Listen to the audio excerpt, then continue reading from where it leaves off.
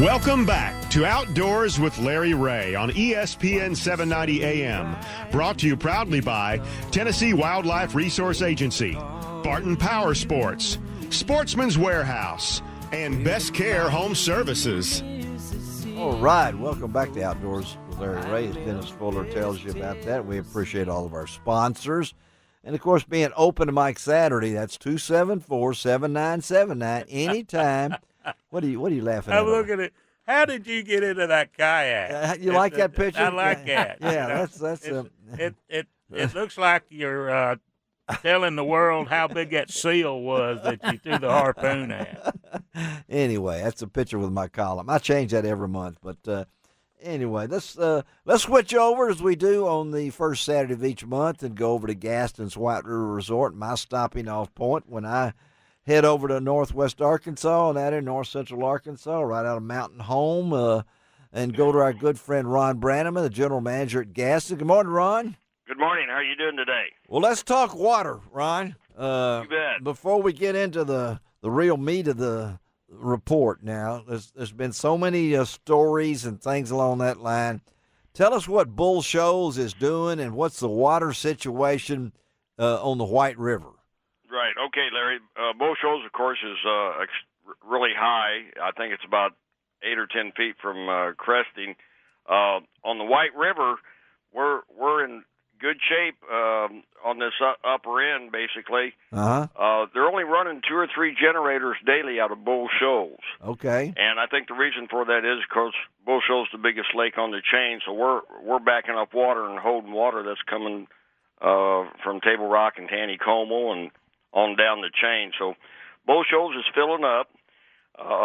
According to the Corps of Engineers, they think they're going to be able to control everything with just generating water. Okay. No floodgates on Bull Shoals, and that's what we've been told. Of course, Mother Nature could change that. Yes. But yes.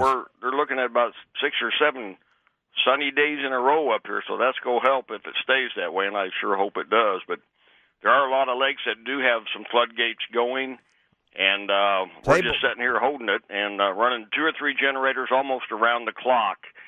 Of course, I don't think that's catching up with anything, so we're still probably coming up, but at least we are running some water and trying to keep things down. Good. Water's perfectly clear on this upper end, and fishing's been good. We got all our guides going out today, and we had quite a few of them out yesterday, and a lot of boat rentals. And So you folks out there that's coming to Gastons, it's fishable waters.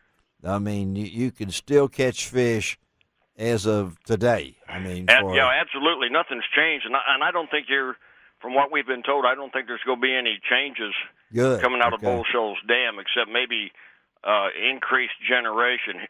Like right now, they're running 2 or 3 generators, which is just nice floating water. That's good. Yeah, the water's clear. Okay, and we're catching plenty of fish, and everything's fine on this upper end, and hopefully with the Buffalo River receding and Crooked Creek receding downriver, those will get back to being pretty clear pretty soon. And I think they will. I've heard the buffaloes come down a lot already, so that's a good thing for the lower end of the river and everything. So in Norfolk, good weather, good comes good things. Yeah, and Norfolk is are they pumping water out of there? As far as I know, Norfolk was still pumping water. Yes. Okay. Well, everybody's seen these pictures, and a lot of the lower White, and Ron, as you notice, kept saying up here. Because there are places that in the lower White, when you get on down there to Calico Rock, in fact, I've heard that's jumped up there a whole lot, and these different places like that. Oh, yeah, the lower end's probably got a little more to contend with than we do now. But those people are doing fine. If they got people fishing, they're just having them, a lot of them just drive up river here and put in up here on the upper end of the river.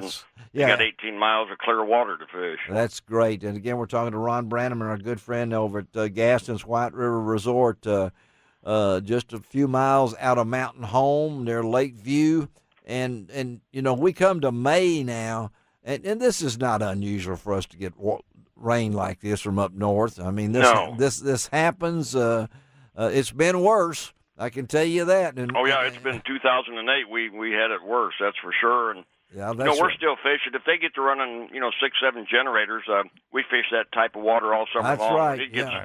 gets hot and their power demand gets up, it's not unusual to see 5 to 7 units throughout the summertime if it's a real hot summer. And you can tell you got your guides out, and they've got the best guides on the river. So tell us what how they're catching right now, what they're using. You bet. And the fishing's been good, Larry. A lot of the old guides say high water makes for bigger fish, and that's probably true. It creates a little more feed, and the fish are feeding all the time. They got to keep moving, but they're catching most of their fish. Give you an idea, Frank was out yesterday, and he said they had a limit of fish by 10 o'clock, and they're catching most of them on just live redworms. Really? When that water's running steady like that, it washes a lot of natural bait off the bank. A lot of worms come out of the soil and that type of thing. So they're fishing a lot of redworms. They always fish a lot of power eggs on this moving water. And on that 2 or 3 generators, the jig fishing's pretty good, throwing little Met spinners and rooster tails and little Cleo spoons. Moving water really helps with our stick bait fishing, too. Trying to catch a big fish on a rogue or a countdown Rapala works real good. And so I know right now that this is a good time. The spring is a wonderful time to head up to Gastons. Everything's in full bloom right now, and you can hear the turkeys gobbling, not only the ones up in the woods, but the ones at the nature center.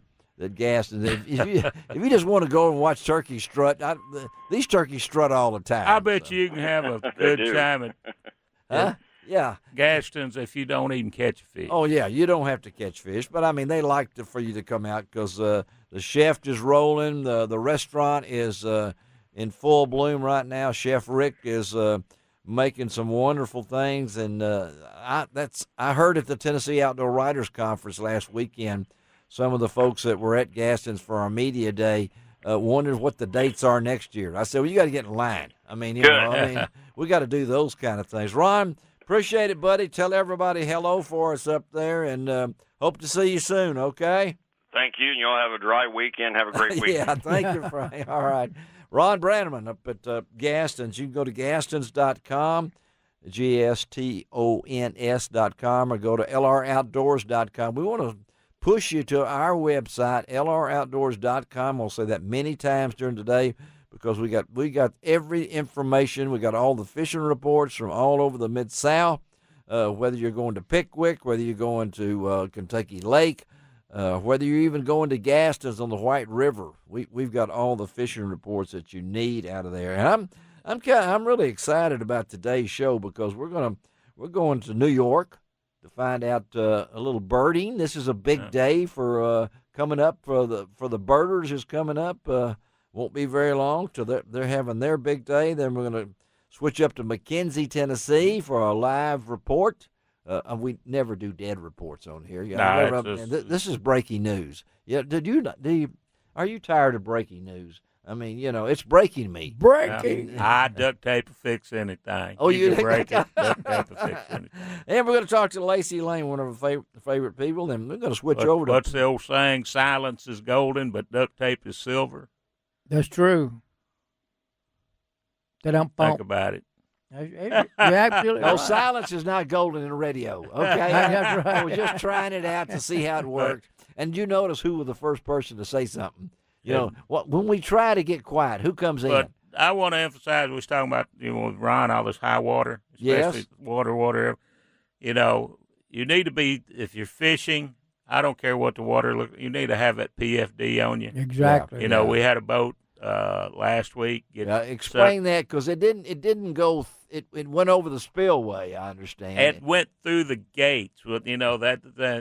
Pickwick Dam, I think, has 22 gates. Yes. And that particular day, they had 11 of them open. Yeah. And what it is, when they open those gates, they raise up. So the water's coming out below. Yeah. So, there was a couple of gentlemen that was fishing up there. Sad. And that water on top looks real calm. They were on the lakeside. Yes. Up around those gates. Yeah. But it's like, it just sucked them. It just sucked them right through. Yeah, and I know of, and that was a fairly small fishing boat. I know big ski rig several years ago it got sucked. That'll go like through that. there. Yeah, yeah. And so they you found, have no, they have danger buoys out there in front, and you have no really business, being gotta past pay those attention. buoys in water like this. I just don't understand it. And they did find both gentlemen. They did and find them, it took and, 45 minutes for their fishing boat to resurface. It did. Because when they go in through that gate and they get in that turbulent water, it's like a low-head dam. You just sit there and churn. Yeah, yeah. And talking to Sergeant Ray Garton up there, one of the Hardin County officers, when they finally recovered the body, they were down around Shiloh, and that's 6 miles downriver. 6 miles downriver. So that's, and I'm sure and one guy still had his life jacket on, his PFD on.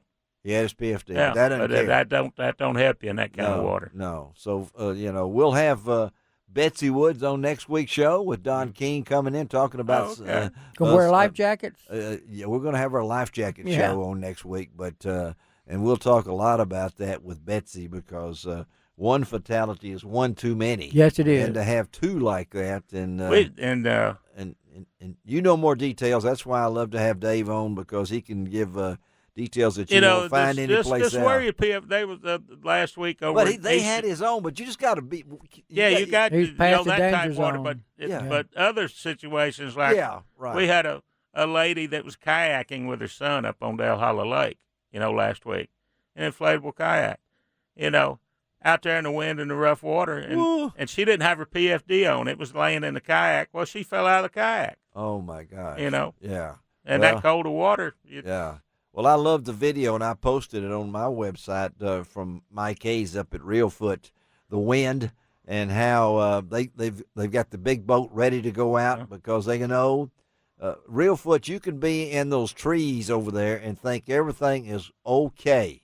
And then you come out of those trees, I don't care that the lake is not 50 feet deep.